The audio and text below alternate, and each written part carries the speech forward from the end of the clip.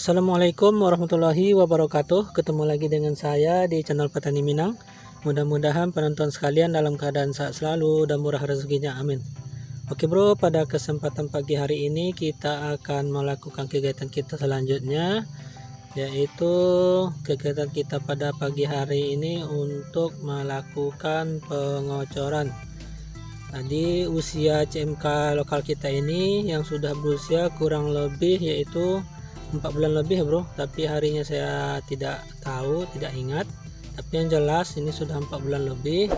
Jadi rencana sekarang masih melakukan panen atau petikan yang kesekian, kalau nggak salah saya, yaitu sudah petikan yang ke-17 atau 18. Jadi seperti yang terlihat, cabai kita tetap bertumbuh, berkembang terus, daunnya masih hijau-hijau, walaupun di tempat kita, di lokasi kita, yaitu sering hujannya ekstrim ya bro.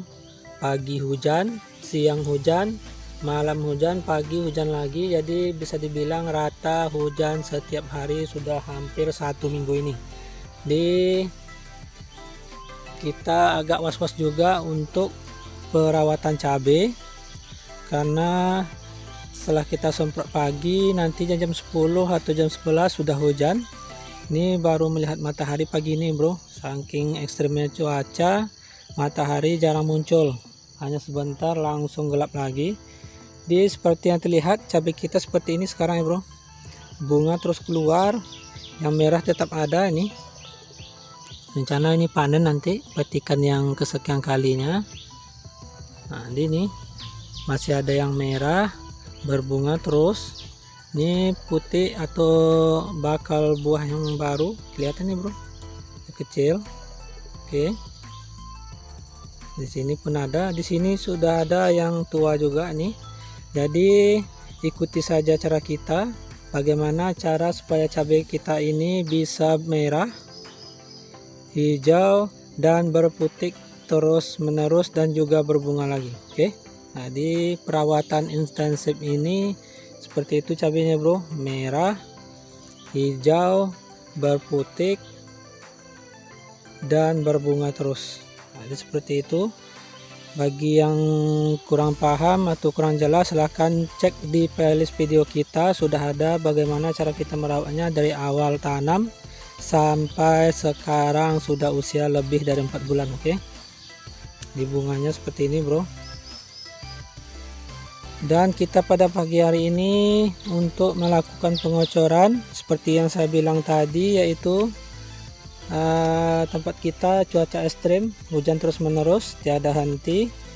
Jadi kita kocorkan sekarang yaitu kapur dolomit atau kapur pertanian, yang bertujuan yaitu untuk menetralkan pH tanah yang turun akibat dari hujan yang terus menerus tiada henti. Oke, karena apabila tidak kita lakukan itu, nanti ditakuti tanaman cabai kita akan drop dan bisa menyebabkan tanaman cabai kita terserang penyakit.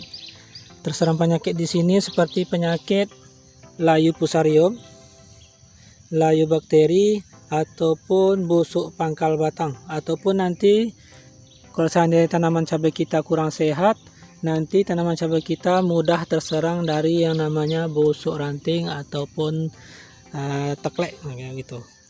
Jadi apalagi cabai kita rimbun seperti ini bro, rimbun, lembab, teduh, jadi takutnya nanti busuk ranting karena cuaca ekstrim, pH drop, yang otomatis kalau seandainya pH drop musim penghujan seperti ini, pH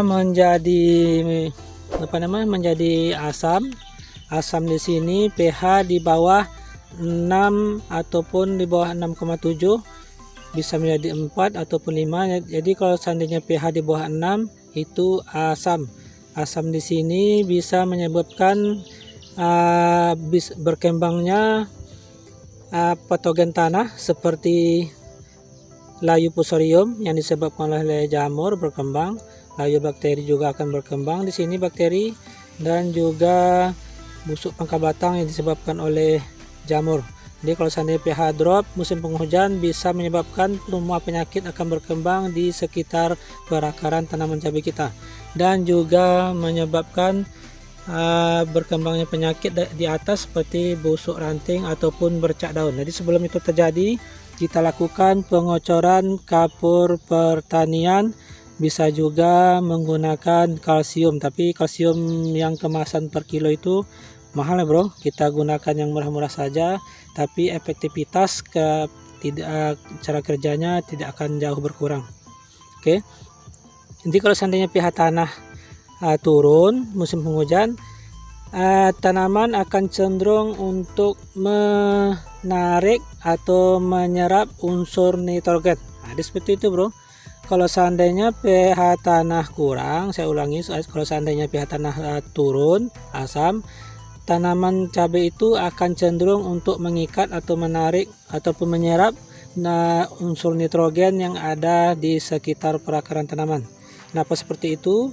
Karena pH turun tadi, penyerapan tidak seimbang.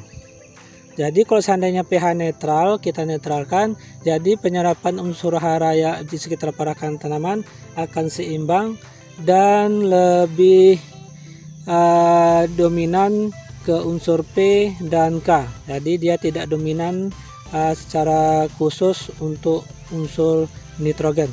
PK di sini fosfor dan kalium. Jadi kalau seandainya pH netral, nitrogen diserap, fosfor diserap, dan kaliumnya juga diserap.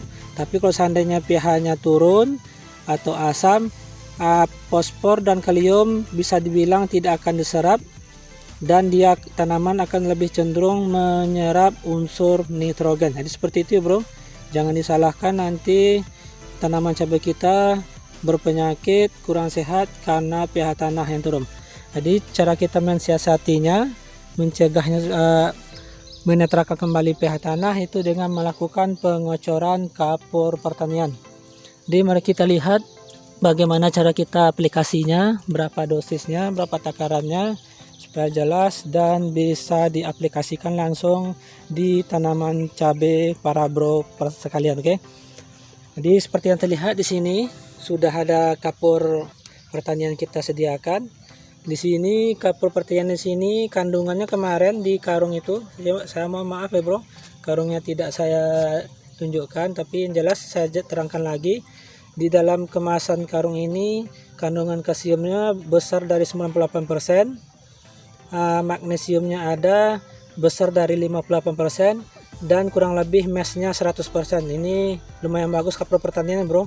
Rata-rata kapur pertanian yaitu kalsiumnya 50%, magnesiumnya 30%, dan mesnya berasa kisaran 80 atau 85%.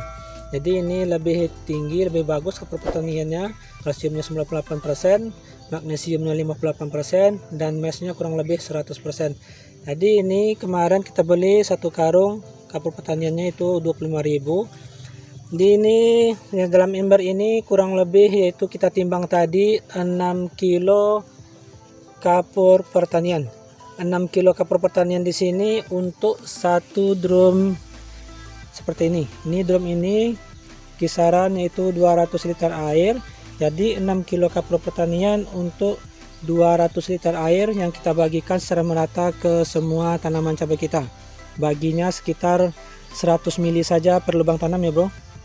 Jadi ini bisa untuk 2000 tanaman, 1000 tanaman tidak masalah. Yang penting bagi rata saja. Tapi yang jelas kapur pertaniannya kita gunakan 6 kilo untuk 200 liter air. Oke. Jadi per lubang tanamnya kita berikan 100 mili ataupun 150 mili paling banyak. Jangan gunakan air terlalu banyak. Nanti terlalu basah lubang tanam cabai kita, karena tambah air hujan, tambah air kocor, nanti terlalu basah. Gunakan airnya sedikit, tapi bisa terbagi merata kapur pertaniannya di sekitar perakaran tanaman cabai kita. Seperti itu bro. Di caranya kita larutkan ini, kita berikan contoh langsung. Oke, kita larutkan.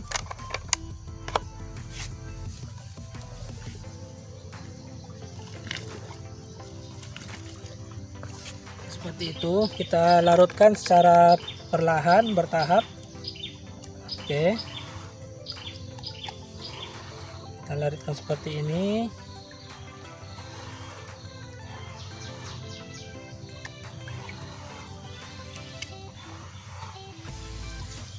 Ini masih ada batu-batunya bro. Ini batu pembawa dari kapal pertanian.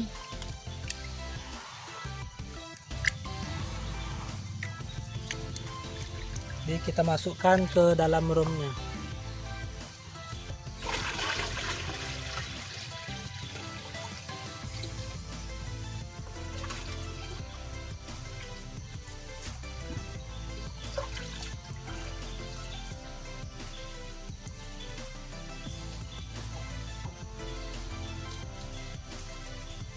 Jadi kita lakukan sampai selesai, itu sebagai contoh saja ya bro.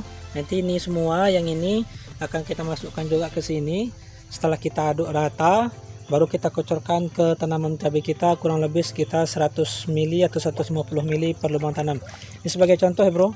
Kita berikan sebagai contoh, ini satu takaran ini 200 ml, kita berikan separuhnya saja. Nah, seperti ini. Oke, kita sebagai contoh di sini. Bismillahirrahmanirrahim. Nah, jadi seperti itu ya bro. Kita kocorkan saja seperti itu. Kita lakukan sampai selesai.